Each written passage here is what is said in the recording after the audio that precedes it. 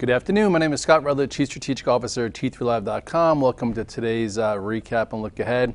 Felt like a very quiet day on Wall Street. Looks, could have been worse, right? Oil was down to start the day. Oil stocks were down, and literally on a very sleepy, low-volume day, the spiders held where they had to. Most sectors held where they had to, and you even had some strength in the high beta names that we went over in the morning call that went from red to green and gave a little bit of a push through pivots.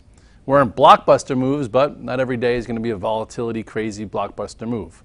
So with that said, let's just get to the charts. You look here, and you'll see that we did have some kind of inside type day in the spiders where, we did a little bit of work above the 200-day. Remember this morning, I'm like, if we could hold above, 2009 and show a little commitment to the 200-day, maybe there's a chance we continue this stair step higher that we've seen ever since the double bottom low, which we had here, and then the break above, resistance, that wound up hugging the 8-day all the way up. We're still a little bit extended from the 8-day, so you know how they like to shake the tree sometimes, so I wouldn't be all in on anything, especially after a big move, but I also wouldn't be all in short, because you never know.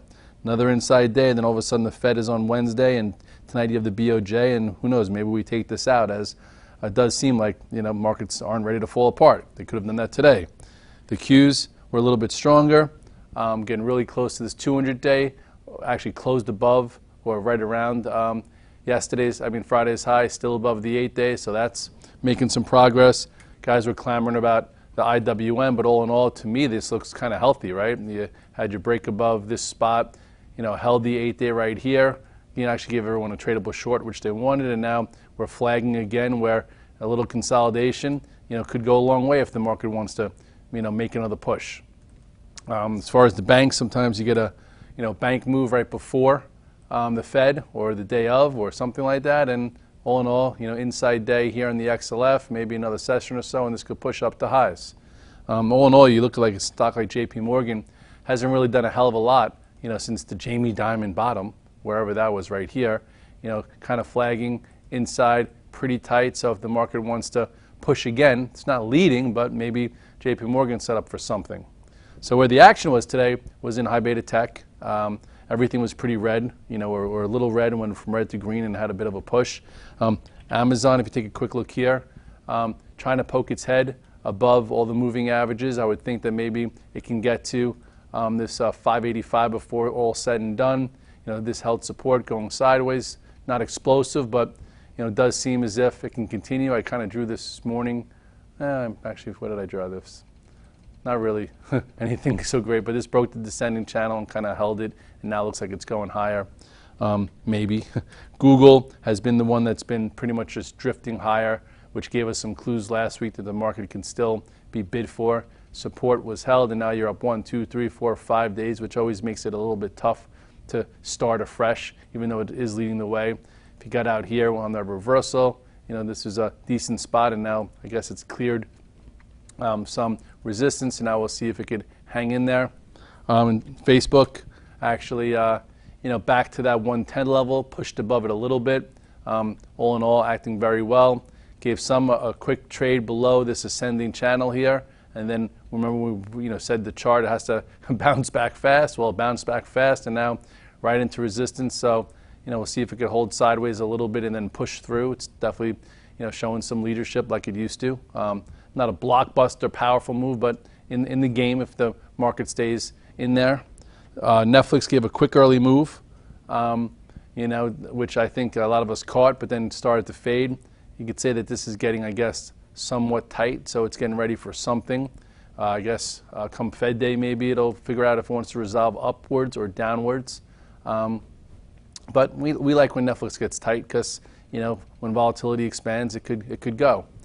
Tesla, talked about in my note, if we can get above that 210, it might go again, and it got above 210, and then look where it is. It's coming into some really big resistance, but still not going down yet. You got a quick, cute little move the other day on Thursday when the market did that little, crazy volatility move, but now it's okay.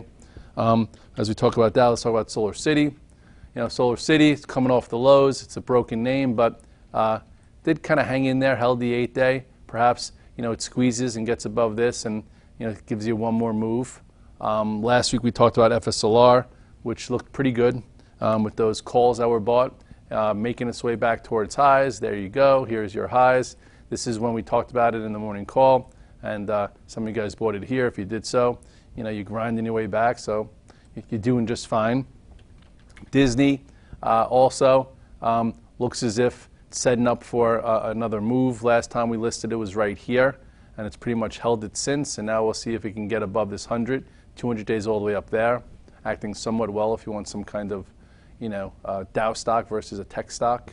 So, all in all, lots of little things to do, very little things to do. You could have come in flat today and still made some money. Some things were weaker than others. Some things were stronger than others. Gold was up 50 cents. I talked this morning about how, Chelsea said it was losing its luster. It lost the 8-day, and maybe you could fade that, and that's what, you could have made you some money if you did that. We talk about the 8-day moving average. Well, this has been above the 8-day moving average since here. It hasn't been below it for more than a day since. This was one day, back above it. Here, went below it, popped back above it, came all the way up. Here is your reversal bar, and then first time it closed below it on Friday, opened up a little bit, and then you could have your short entry right here. Now it's all the way down to the 21-day. Does this mean that the world's not going to end? Maybe. Anyway, a good, decent day and a half trade. If you took it home short, you didn't get immediate gratification, but you were able to short it on today's open and wait, or add to it, and boom, you got paid. And now we'll see if this 21-day holds, which it's been above for a while. So, you always got to notice. When new trends start, even in broken sectors like gold was coming into this year, when they regain the 8 and 20 one day, you stay with them, you use patterns, but once they break it, you get out of the way. Same thing goes with the S&P and all these sectors that we've been trying to stay on the right side of ever since they've been above the 8 and 21 day. A few times they come into it and bounce off it, but then when they really start breaking it, chances are you got to really switch some gears and figure out that something could be changing. When something changes, you change. Tomorrow is Tuesday, Bank of Japan tonight, and I'll see you at the morning call. Have a good night.